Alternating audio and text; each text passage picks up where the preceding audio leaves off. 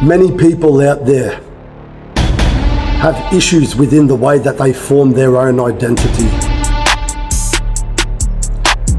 therefore failing to become who they could be within life, to become who they are actually called to be within life. Have a listen to the importance of why we should be forming our identity before God. Light that does not dim to accommodate darkness. Truth that does not bend.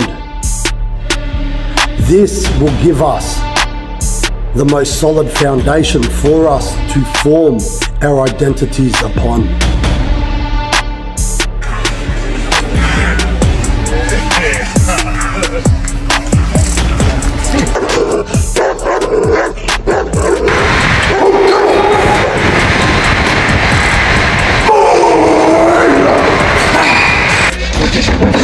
Good boy, yes sir. Yes sir. Good, Bucky, good boy. Yes sir, Bucky. Good boy, yes sir. Bucky, yes sir, good boy. Bucky, good boy. Bucky.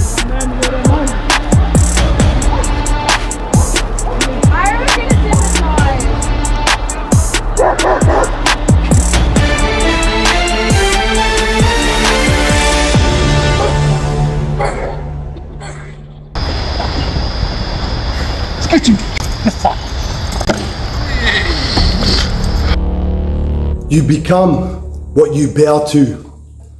God once revealed himself as I am, and you are not I am. So why are you living like you aren't his? God said, I am who I am. Exodus 3:14. Not influenced, not updated, not rewritten by time, culture, or pressure. I am. Truth that doesn't move. Reality that doesn't bend. Light that doesn't dim to make darkness comfortable. And then God created mankind in his own image. Genesis 1:27. And that's where people get it twisted. That's where they get it most twisted. Because being made in his image does not mean you are him. You are not I am. You are not self-defining. You are not the source of truth. You are not the standard that reality answers to. And yet, look at how you live. You adjust truth to fit comfort. You bend conviction to fit the room. You measure right and wrong by reaction, not by reality. So, if you're honest, you are not living like I am. But you're also not living like you belong to him. You're living like something in between. And that place, it's unstable. Do not be conformed to this world. Romans 12:2. Because if you don't anchor in God, you don't stay neutral. You conform. Not all at once, but quietly. Slowly, repeatedly. Every time you stay silent when truth presses on you. Every time you excuse what you know is wrong. Every time you choose comfort over obedience. You are not just making decisions. You are becoming someone. And here's the cost most people refuse to face. If you don't align your identity with God, your identity will be rewritten by everything else. Pressure will define you. Approval will shape you. Fear will train you. And you won't even notice it happening because it feels normal. It feels like just life. But it's not neutral. It's formation. And it's forming you into someone who no longer knows how to stand. The truth will set you free. John 8:32. But what happens when you keep avoiding truth? You don't stay where you are. You become bound. Bound to being liked, bound to staying safe, bound to whatever keeps you from having to take a real stand. And that kind of bondage doesn't look dramatic. It looks like compromise that makes sense. It looks like silence that feels justified. It looks like a life that works on the outside, but it's hollow at the core. Because deep down, you know when you're not aligned. You know when you're shrinking. You know when you're choosing ease over what is right. And every time you ignore that, well, you reinforce it. Until one day, you don't feel conviction the same way anymore. Not because truth changed, but rather because you did. And that is the danger, not rebellion, drift. And drift doesn't announce itself. It just takes you somewhere you never really intended to go. Fear God and keep his commandments. Ecclesiastes 12:13. That is not passive. That right there, that is identity realignment. Because when you actually fear God, you stop fearing everything else. You stop bending so easily.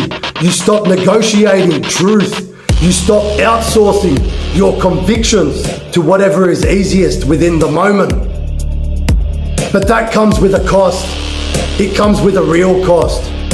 Because to become someone who you are called to be, you have to let go of who you've been comfortable being. Your need for approval, your habit of avoiding tension, avoiding conflict, your pattern of silence when it matters most. That version of you cannot survive if you actually choose truth. So you know what? People don't, not because they don't understand, but rather because they don't want to lose themselves, even if the version of themselves that they're protecting is weak, inconsistent, and constantly shaped by pressure. That's the confrontation. You are not I am. So you have two choices. Be shaped by the one who is, or be shaped by everything that isn't.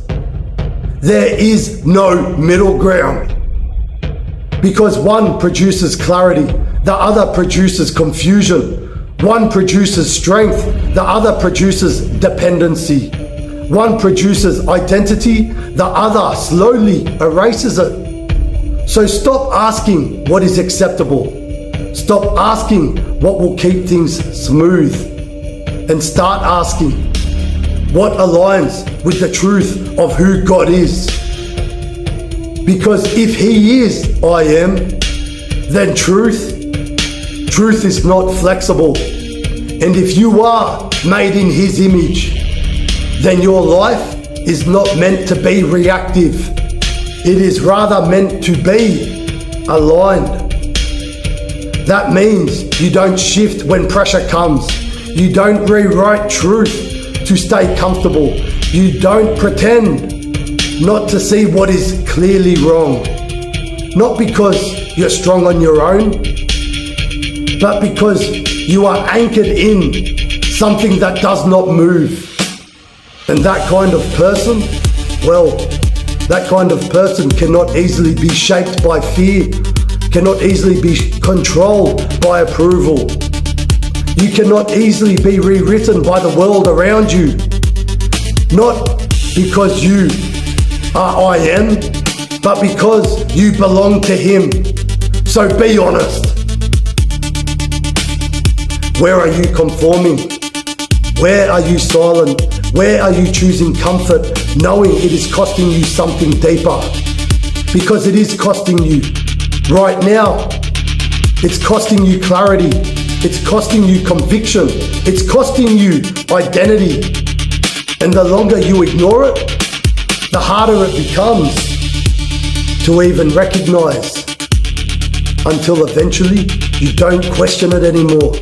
You just live it. And that's the moment most people never recover from. Not because they couldn't, because they got so used to who they became. So right now, decide. Not when it's easier, not when it's safer. Decide now. Because you are becoming something, whether you are intentional or not. And in the end, you will not answer for what was popular. You will not answer for what was convenient. You will answer for who you became. So become someone anchored in truth, not someone rewritten by everything else. Because you are not I am, but rather you were created to reflect Him. And that will either define you or expose you. Temper, here! Come on, boom! Up. Star. Isn't that wrong, my boy? Bruce wears the crown. God bless.